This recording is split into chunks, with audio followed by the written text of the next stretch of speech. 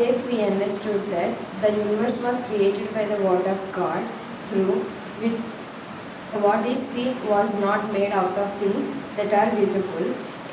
By faith Abel offered to God a more acceptable sacrifice, through which he was commended as a righteous. God has commended him by accepting his gift through his faith, that he was through his faith, though he died, he still speaks. హెబ్రీలకు రాసిన పత్రిక 11వ అధ్యాయము 3-4 వచనాలు. ప్రపంచమును దేవుని వాక్యము వలన నిర్మాణమైనవనియు అందును బట్టి అదృశ్యమైనది కనబడే ప్రార్థముల చేత నిర్మాణింపబడలేదని విశ్వాసం చేత గ్రహించుచున్నాము. విశ్వాసమును బట్టి హేబేలు కయ్యూను కంటే శ్రేష్టమైన బలిని దేవునికి అర్పించుచున్నాడు. దేవుడు అతని అర్పణలను కూర్చిన సాక్ష్యం ఇచ్చుచున్నగా అతడు ఆ విశ్వాసమును బట్టి నీతిమంతుడుగా సాక్ష్యము పొందెను. అతడు మృతి పొందినను ఆ విశ్వాసం ద్వారా మాట్లాడుచున్నాడు. 1వ అధ్యాయము 13-17 వరకు చదువుకున్నాం. హబక్కూకు 1వ అధ్యాయము 13-17 వరకు చదువుకున్నాం. నీ కనుదృష్టి దుష్టత్వం చూడలేనంత నిష్కలంకమైనది కదా. బాధించు వారి చెయ్యు బాధలను నీవు దృష్టింపజాలవు కదా. కపటులను నీవు చూచియు దుర్మార్గులు తమ కంటే ఎక్కువ నీతిపరులని నాశనము చేయగా నీవు చూచి ఎందుకు ఊరుకున్నావు? ఏలిక లేని చేపలతోనూ ప్రాకు పురుగులతోనూ నీవు నరులను సమానులుగా చేసేదివి. వాడు గాలము వేసి మానవులనందరినీ గుచ్చి లాగి ఉన్నాడు. ఉరులు ఒగ్గి చిక్కించుకొనుచున్నాడు. వాడు తన వలలతో వారిని కూర్చుకొని సంతోషపడి గంతులు వేయుచున్నాడు. కావున వల వలన మంచి భాగమును పుష్టినిచ్చు భోజనమును తనకు కలుగుచున్నవని వాడు తన వలలకు బలులు అర్పించుచున్నాడు. తన ఉరులకు ధూపము వేయుచున్నాడు. వాడు ఎల్లప్పుడూ తన వలలలో నుండి దిమ్మరించుచుండవలెన ఎప్పటికీ మానకుండా వాడు జనులను హతము చేయుచుండవలెన. దేవుడి పరిశుద్ధ వాక్యం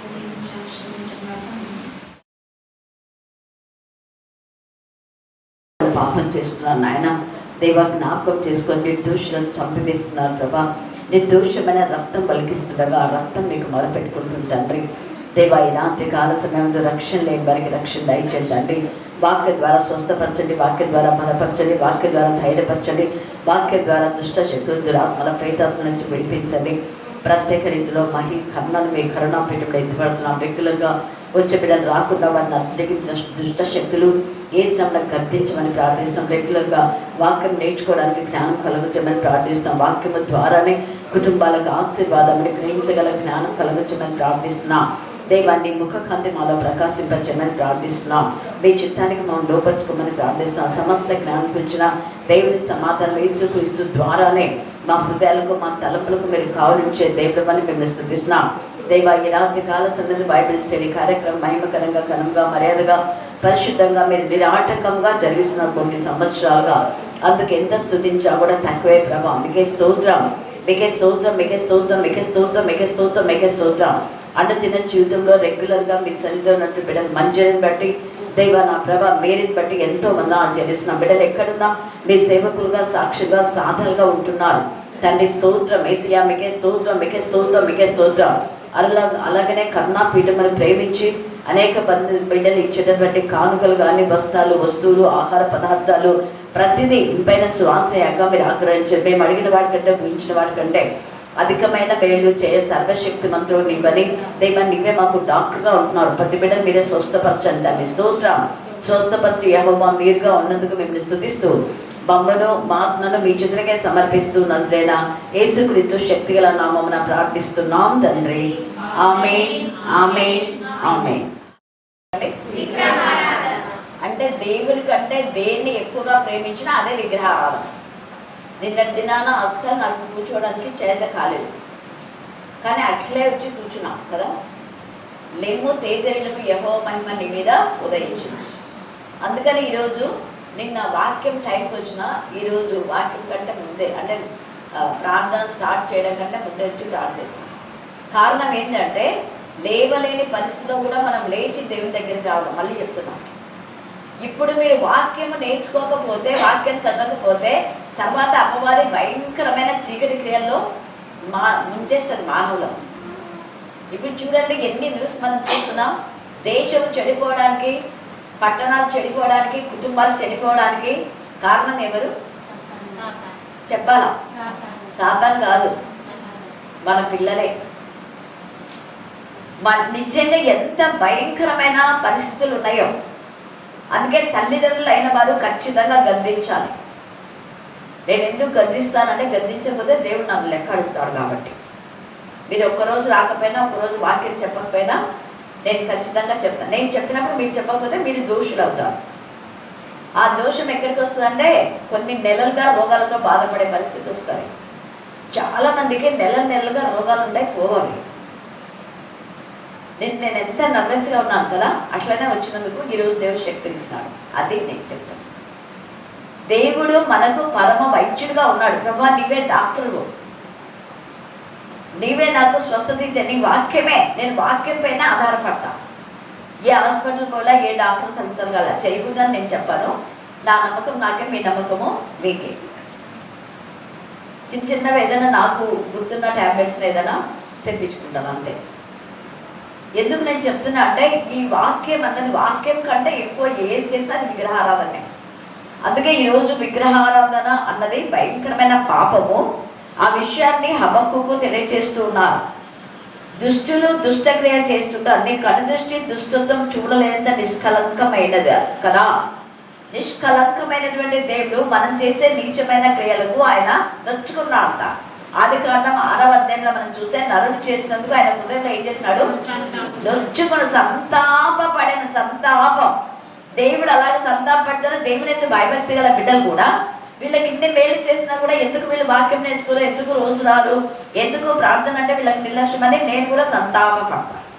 నేను అంటే నేను మాత్రమే కాదు, దేవుని ఆత్మ కలిగిన ప్రతి ఒక్కరు, ప్రతి విశ్వాసి తన కుటుంబంలోని వాళ్ళు సరైన రక్షణ లేకపోతే సంతాపం నుండి గుండె పగిలేలా ఏడ్చి ప్రార్థన చేస్తారు.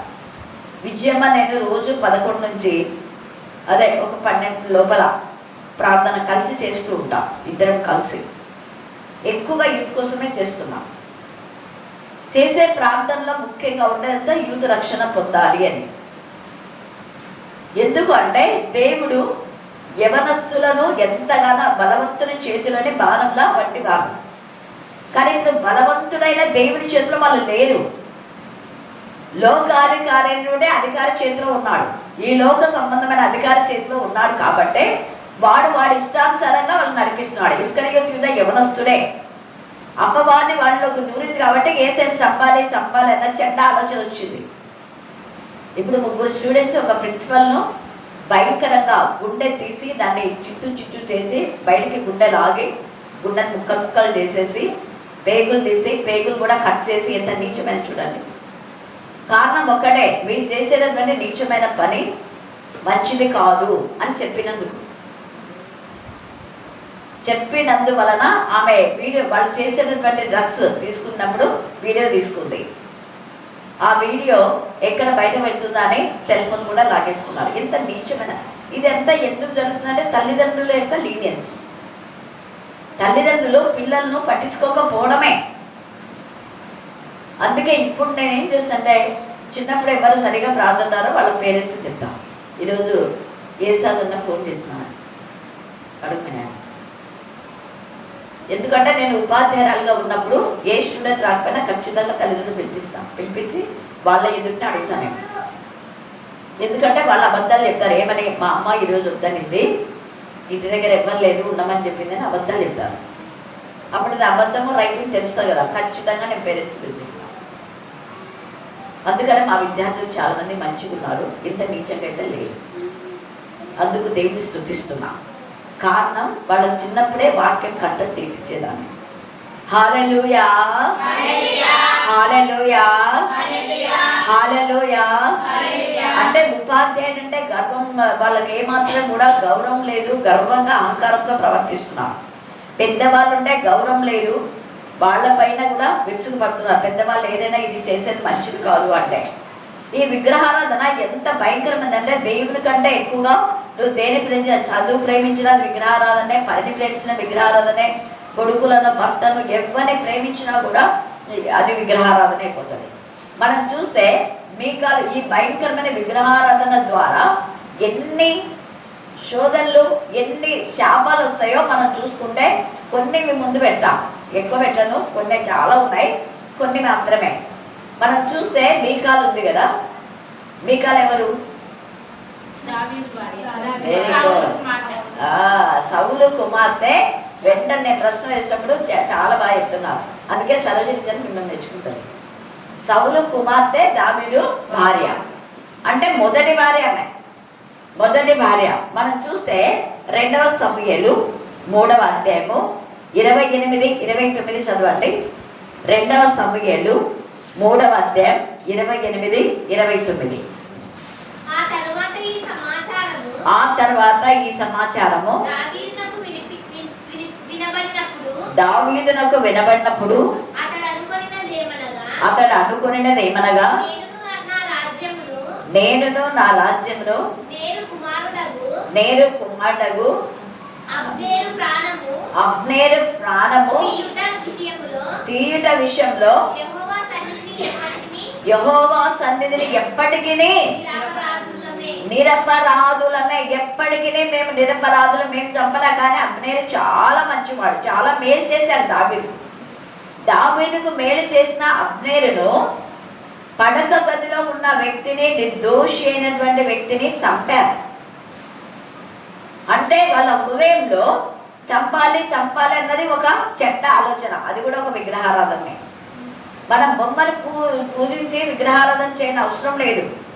హృదయంలో దేవునికి విరోధమైన పాపం ఉంటే కూడా అది, అంటే విగ్రహం అంటే నిలబెట్టి అట్లనే పూజలు చేస్తున్నారు కదా, సో ఇది కూడా అంతే. ఒక విగ్రహం ఇంట్లో ఉందంటే రోజు పూజలు చేస్తారా లేదా? సేమ్ ఇది కూడా చెడ్డ ఆలోచన, రోజు ఇదే తలంపు, చంపాలా అనేది. దాని ద్వారా దావీదు మాట్లాడుతున్నాడు, దేవుడు ఖచ్చితంగా వాళ్ళని శిక్షిస్తాడు. 29. ఈ దోషము యెహోవా యోబాబు మీదను అతని తండ్రికి, సరిగా చదవండమ్మా, గట్టిగా. ఈ దోషము యోబాబు మీదను అతని తండ్రికి, చూడండి, అతని తండ్రికి పుట్టిన వారి మీదను, అతని తండ్రికి పుట్టిన వారు. ఇది చేసింది పాపము ఎవరు చేస్తున్నారు? యోబాబు. కానీ యోబాబు చేసిన పాపానికి ఎవరికి వచ్చింది? తండ్రికి పుట్టిన వారికి అందరికి. చదువు ఇంకా. వారి మీదను మోపబడును గాక.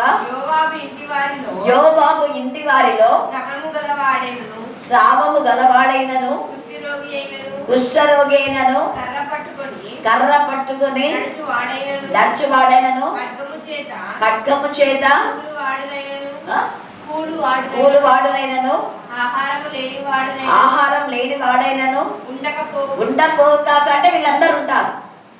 శ్రావం గల వాళ్ళు అంటే దేవునికి విరోధులే, వాళ్ళని దేవుడు ఆశీర్వదించాడు. కుష్ఠరోగి శపితమైందే, ఖడ్గం చేత చంపబడిన శపితమైందే. వృద్ధులు ఇంట్లో లేరంటే శాపమే, వాళ్ళ ఇంట్లో వృద్ధులు ఒకరిని ఉండకపోదు అంటే అది శాపం. ఈ శాపం అంతా వాళ్ళకు వచ్చింది. కారణం నిర్దోషి అని ఒకరిని చంపినందుకు. 4వ అధ్యాయం 11, 12 వచనాలు. 2వ సమూయేలు 4, 11, 12 వచనాలు. వాడు తెచ్చిన వర్తమానమునకు బహుమానంగా సిక్లగులో నేను వారిని పట్టుకొని చంపితిని. ఇలాగా చెప్పిన వాడిని ఎంత ధైర్యం నీకు, చంపారని చెప్పారు అని వాడిని పట్టుకొని చంపితిని. కావున దుర్మార్గులైన మీరు ఇష్బోషేతు ఇంటిలో చొరబడి మంచం మీద ఉన్నవాడిని నిర్దోషియగు వాడిని చంపినారు. ఇక్కడ అబ్నేరును చంపారు యోవాబు యొక్క కుటుంబీకులు. తర్వాత ఇష్బోషెతును నిర్దోషి అయిన ఒకరిని మంచం మీద పండుకునే వాడిని చంపిన. ఇంట్లోకి వచ్చి ఎవరేం చేసినా కూడా అది పాపము. వాక్యంలో ఉందా? ఉంది. పక్క వాని ఇంటి వానికి ఏదైనా సహాయం చేయడానికి పోవాలి. పక్క వాని ఇంటి లోపలికి నువ్వు ఏదైనా చేస్తే అది నీకు శాపమే. తేటగా మాట్లాడుతున్నాడు. పొరుగు వాని ఇంటి దగ్గరికి వెళ్ళొద్దు. వెళ్ళి నువ్వేం చేసినా కూడా అది పాపం. అది ఏ పాపము అంటే నీకు నీ పిల్లలకు 4 తరాలకు వస్తుంది. నిర్దోషి అయిన ఒకరిని మంచం మీద ఉన్న వ్యక్తిని ఏం చేస్తున్నారు మీరు? చంపినారా? మీ చేత అతని ప్రాణదోషము విచారింపకపోదున. నేను ఖచ్చితంగా విచారిస్తాను. వాడు చంపబడదు కాకంటే వెంటనే వాడు చంపేస్తారు. అంటే ఇక్కడ ఏమర్థం అంటే ఇష్బోషెతు నిర్దోషిని చంపడం తప్పు, కానీ నిర్దోషిని చంపినందుకు వీళ్ళు చంపడం తప్పు లేదు. ప్రాణమునకు ప్రాణం, కంటికి కన్ను, పంటికి పన్ను. కత్తి చేత ఎవడైతే ఏం చేస్తాడో వాడు అదే కత్తి చేత చంపబడతాడు. వాడి ఇద్దరులను నువ్వు బాధ పెట్టి నువ్వు వేస్తే నీ బతుకులు అన్ని పడతాయి. అది ఏ క్రియ చేస్తావో అదే క్రియలు నీ బతుకులో, నీ పిల్లల బతుకులో పడతాయి. అందుకే ఇక్కడ హబక్కూకు బాధపడుతూ, దేవా దుష్టులంతా ఇట్లా దుష్టకార్యం చేసుకొని ఇవన్నీ చూస్తున్నావు కదా, నిష్కలంకమైంది కదా, ఎందుకు మౌనంగా ఉన్నావు అంటే దేవుడు మౌనంగా ఉండేవాడు కాదు. కొంత సమయం ఇస్తాడు, ఆ తర్వాత వాళ్ళకి తగిన శిక్ష. ఇక్కడ చంపిన వెంటనే ఇష్బోషెతు చంపిన వెంటనే వాళ్ళకి శిక్ష వచ్చిందా? రాలే, కొంతకాలం తర్వాత. అందుకే అబ్నేరుని ఎవరైతే చంపారో వారికి తగిన శిక్ష యోవాబుని గురించి మాట్లాడుతున్నాడు. తర్వాత మనం చూస్తే 1 సమూయేలు 17వ అధ్యాయము 26వ వచనం చదవండి. 1 సమూయేలు 17:26.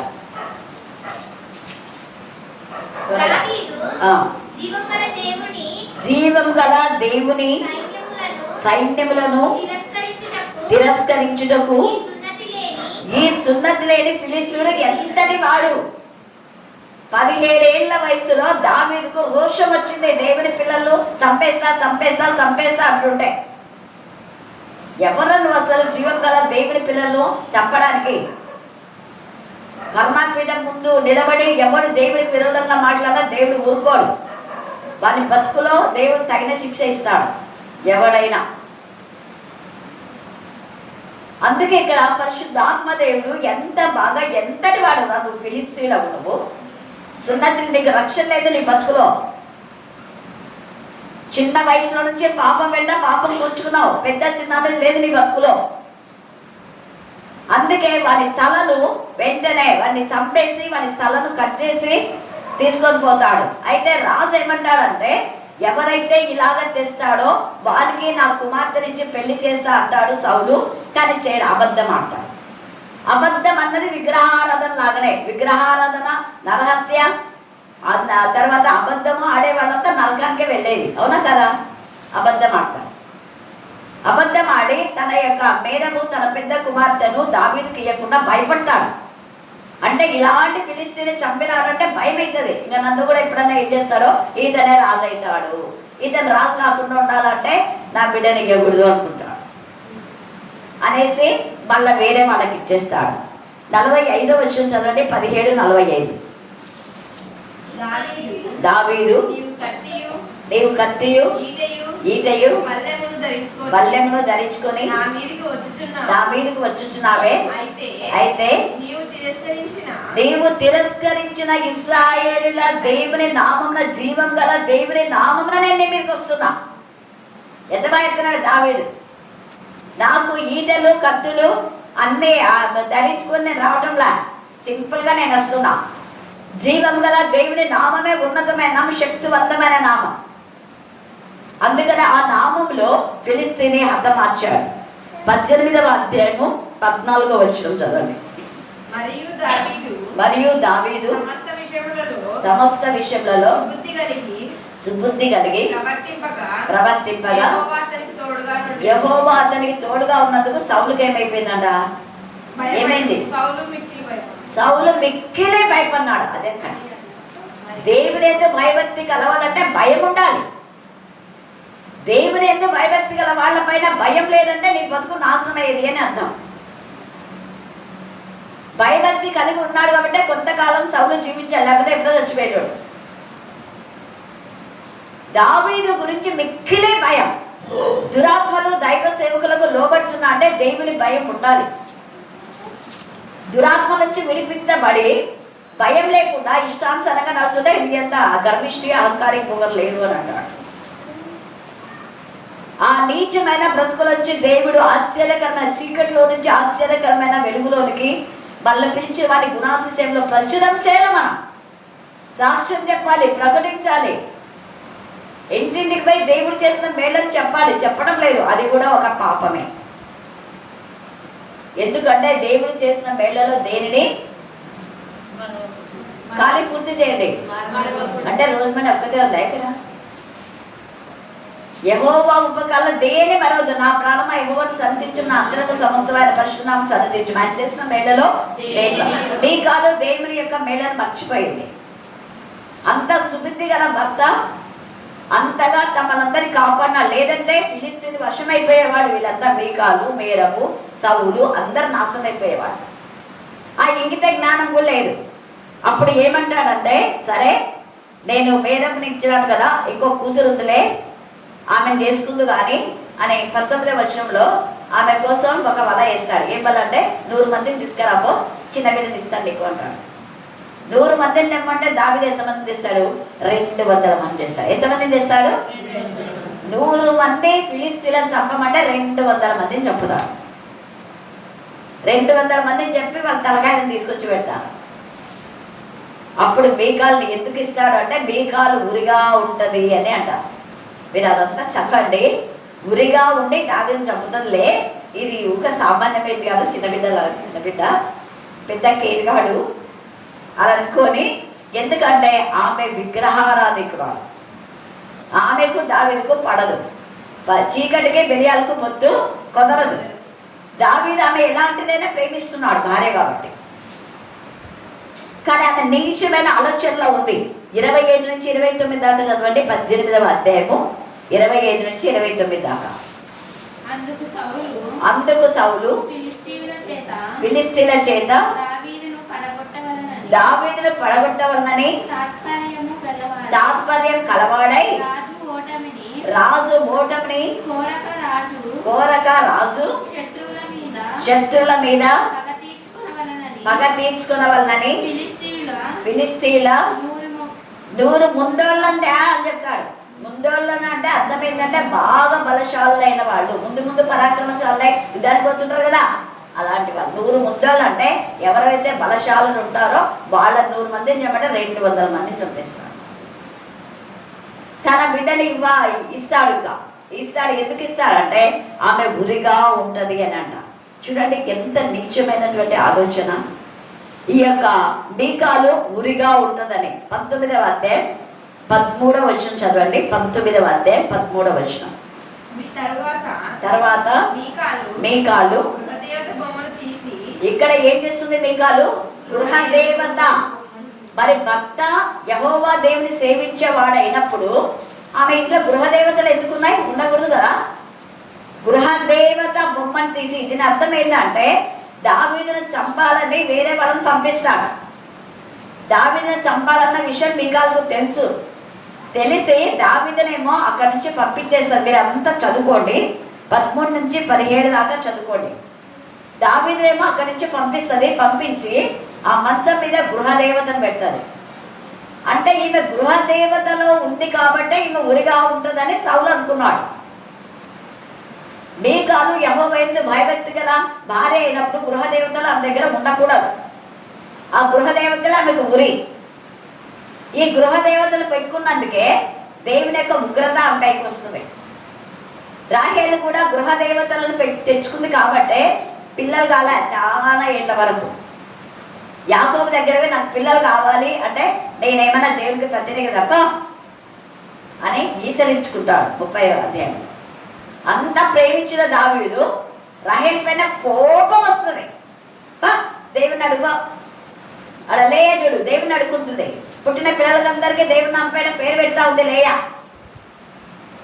అంతవరకు అక్కడ మెచ్చుకున్నటువంటి యాకోబు అక్కడ మెచ్చుకునేసరికి సిగ్గుపోయింది. అప్పుడు దేవుణ్ణి అడుక్కునింది. దేవుని కూడా ఎలా అడుక్కుందంటే, లేయా కొడుకు రూబేను పుత్రదాత వృక్ష పళ్ళం తెస్తే ఆ పళ్ళు నాకు ఇవ్వు అని ఈరోజు మా ఆయన నీ దగ్గర పంపిస్తలే చెప్తుంది. చూడండి, అంటే ఆ యొక్క పుత్రదాత వృక్ష పళ్ళం తిన్నందుకే లేయా ప్రార్థన చేసిస్తుంది. ఎంత మంచి మనిషి, అందుకే ఆమె పిల్లలు అవుతారు. హల్లెలూయా, హల్లెలూయా. లేయా కూడా విగ్రహారాధికురాలే, కానీ తన భర్త యెహోవా దేవుని యొక్క ప్రతినిధి అని దేవుని పైన హత్తుకొని అనుకుని జీవిస్తా లేయా. తన భర్త ఎంత ద్వేషించినా దేవుని గురించిన ఆలోచనలే లేయాకుంటాయి. అందుకే లేయాను దేవుడు బహుగా ఆశీర్వదించినాడు. అందుకే లేయా యొక్క గర్భవంశం నుంచి వచ్చిన యూదాను లేవీలను ఏర్పాటు చేసుకున్నాడు దేవుడు, మిగతా వాళ్ళని కాదు. యూదా రాజులు, లేవీలు యాజకులు. ఇశ్రాయేలుకి అందరికి వీళ్ళిద్దరే అవసరం, వీళ్ళిద్దరే ముఖ్యం. ఎంత గొప్ప కృపగల తండ్రి. లేయాను ద్వేషించిన యెహోవా చూచెను.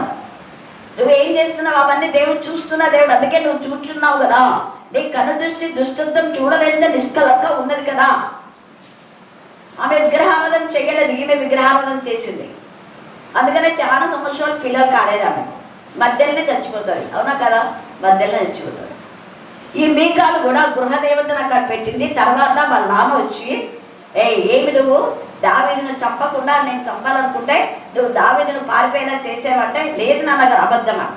విగ్రహారాధన చేసే వాళ్ళు అబద్ధాలు ఆడతారు. విగ్రహారాధన చేయడం ఒక పాపము, రెండవది అబద్ధం అన్నాయంతో. అలాగే కాదు, దావీదు నన్ను చంపాలనుకున్నాడు, భర్తను నరహత్యం చేసింది అలా అనలేదు. దావీదు ఆమెను చంపుతాను అన్నాడా? అనలేదు. దావీదు పైన ఎంత చెడ్డ నేరారోపణ చేసింది. నిర్దోషమైన భర్త పైన నేరం మోపింది.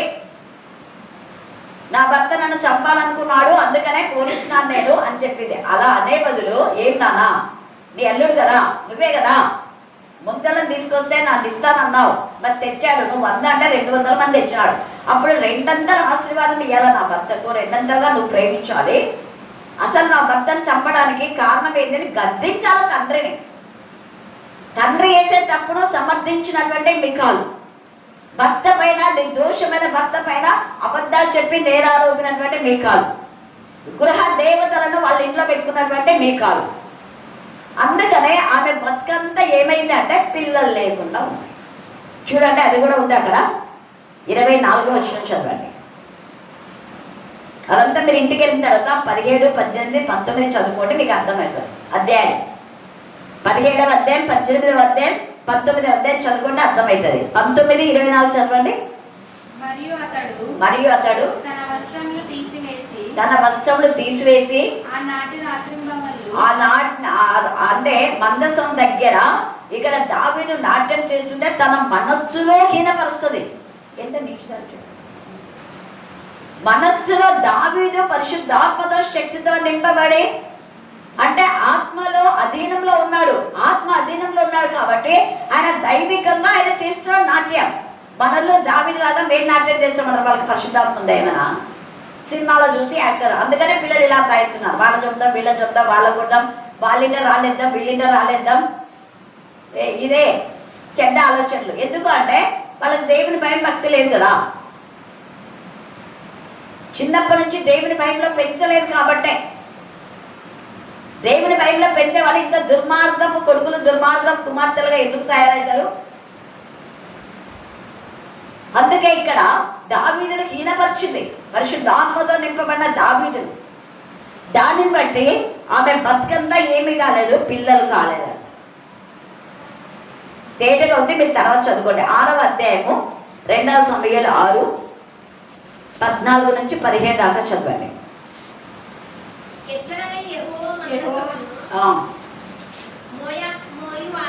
మోయివారు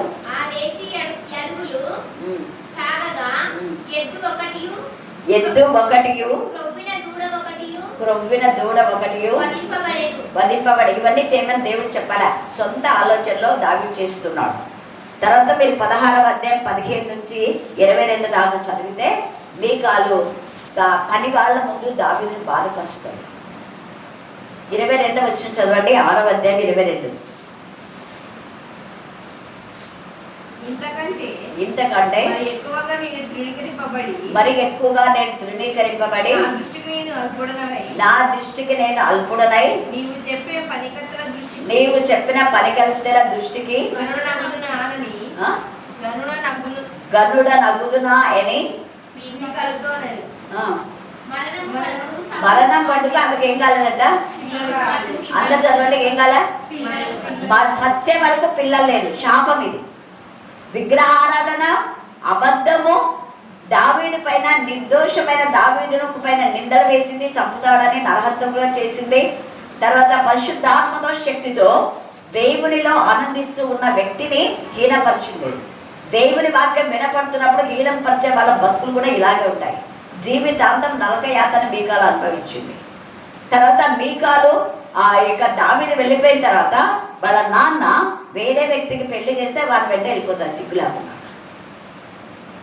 అవును, ఆయన ఎప్పుడైనా వస్తాలే అని కనిపెట్టాలి కదా. వాళ్ళ అన్నకు ఆయనకు మంచి స్నేహం ఉంది. అన్నయ్య దావీదు ఎలా ఉన్నాడు, సాయం చెయ్యి అని చెప్పాలా? దావీదు వెళ్ళిపోయినారని చెప్పి వేరే వాళ్ళతో పెళ్లి చేస్తే వాళ్ళతో వెళ్ళిపోతారు. ఇప్పుడు స్త్రీలు అలాగనే ఉన్నారు. పురుషుని పెళ్లి భర్తను వదిలిపెట్టి వేరే వాళ్ళతో, మొదట ఒకడు తర్వాత ఇంకొకడు. వాళ్ళ బతుకులు ఇలాగే నీచంగా తయారవుతాయి. మళ్ళీ దావీదు రాజు అయిన తర్వాత ఆమెను పిలువనంపిస్తే వాళ్ళు వస్తుంది. అప్పుడు ఆమె యొక్క భర్త కల్దీయేలు ఆమె వెనకాల ఏడ్చుకుంటూ పోతాడు. అయ్యో, నా భర్త ఏడుస్తున్నాడు, నేను రాను, నేను పోవాలి అనొచ్చు కదా అన్నా. దావీదు అయినాడు, ఇంకా రాజు దగ్గర బాగుండొచ్చులని చూడండి, అటు పడితే ఇటు, ఇటు పడితే అటు. దావీదు అరణ్యాలు బట్టి కొనుక్కోకుండా నేనేం అరణ్యంలో దగ్గర తిరగాలనా ఏమన్నా అని పల్తీయేలుకి ఇచ్చినాడు. పల్తీయేలు ఏడ్చుకుంటే ఎంత ప్రేమించినాడు పాపం మీకాలు. వాడు ఏడ్చుకుంటూ వస్తే అబ్నేరు చెప్తాడు, నువ్వు ఇంటికి పో అంటాడు. నువ్వు పోయి ఇంటికి అంటాడు. ఆమెను తీసుకొని వస్తారు. అప్పటికైనా బుద్ధి ఉండాలి కదా. ప్రస్తుత మందు స్త్రీలు అవివేకులుగా ప్రవర్తిస్తున్నారు. ఎటు గాలి మళ్తే అటు వెళ్తున్నారు. వద్దు. మీకాలు జీవిత పర్యంత వరకు ఎక్కడా సంతోషంగా లేదు, ఎక్కడా ఆశ్చర్యకరంగా లేదు. అన్ని శాపాలు తెచ్చుకుంటారు. విగ్రహారాధన, నిర్దోషి అయిన వారిని బాధ పెట్టడం, తర్వాత పరిశుద్ధాత్మతో శక్తితో మన వాక్యమును ప్రకటించినప్పుడు అపహాస్యం చేయడం,